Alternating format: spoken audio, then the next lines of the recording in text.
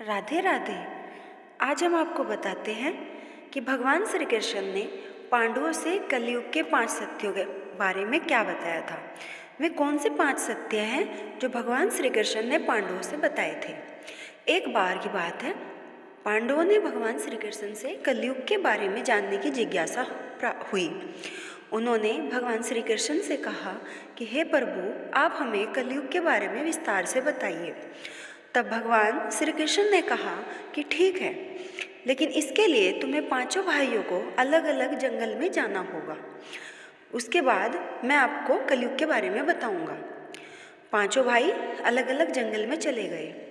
जब 5 वापस लौटे तो भगवान श्री कृष्ण ने देखा कि 5 पांडव कलयुग के बारे में जानने के लिए बहुत ज़्यादा उत्सुक हैं।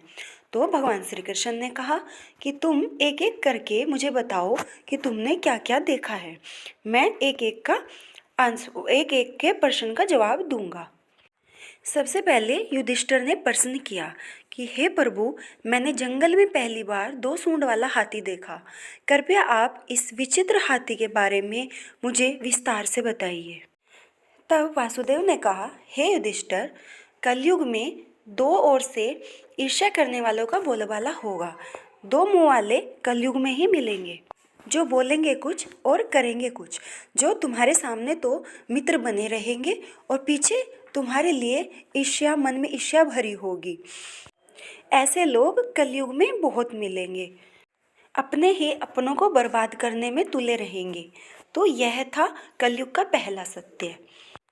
युधिष्ठिर के प्रश्न का जवाब देने पर श्री कृष्ण ने अर्जुन से कहा कि अर्जुन, अब तुम बताओ कि तुमने क्या देखा। तब अर्जुन ने कहा, हे वासुदेव, मैंने एक अजीब ही पक्षी देखा जिसके पंखों पर वेद की रचनाएं लिखी हुई थी, लेकिन वो एक मरे हुए जीव का मांस खा रहा था। मुझे यह चीज़ बहुत ही विचित्र लगी। तब श्री कृष्ण ने कहा, हे अर्जुन, कलयुग में ऐसे ही लोग होंगे जो सबकी नज़रों में बहुत ही पूजा पाठ करने वाले, धार्मिक दिखाई देने वाले होंगे, लेकिन उनके मन में सिर्फ कपट ही होगा। वे हमेशा इस ताक में रहेंगे कि कब कोई मरे और वो उनकी संपत्ति पर अपना हक जमा ले। ज्ञानी तो होंगे, लेकिन बहुत ही कम होंगे। दिखावे के ज्ञानी कलयुग में ज़्यादा होंगे। यह था कलयुग का दूसरा सत्य। तब श्री कृष्ण ने भीम से कहा कि भीम, अब तुम बताओ तुमने क्या देखा है। भीम ने कहा, हे वासुदेव, मैंने जो देखा वह बहुत ही अजीब दृश्य था। मैंने देखा कि एक गाय अपने बछड़े को स्नेह से इतना दुलार कर रही है कि बछड़े को उसने चाट चाट कर लहूलुहान कर दिया। कृपया मुझे इसके बारे में बताइए और मेरे मन की शंका को दूर करिए।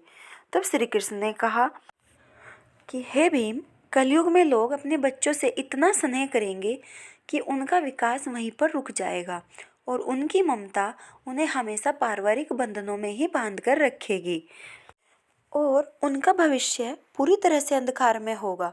कोई भी अपने बच्चों को भक्ति और ज्ञान के मार्ग पर चलने की प्रेरणा नहीं देगा। तो यह था कलयुग का तीसरा सत्य। तब श्री कृष्ण ने नकुल से कहा कि हे नकुल, अब तुम बताओ कि तुमने क्या देखा है। नकुल ने कहा, हे वासुदेव, एक बहुत बड़ी शिला पहाड़ से नीचे की ओर आ रही थी। उसके मार्ग में आने वाली बड़ी बड़ी शिलाएं भी उसको नहीं रोक पाई, लेकिन एक छोटे से पौधे से टकराकर वह शिला रुक गई। तो मैं अचंभित हो गया कि यह कैसे हो सकता है।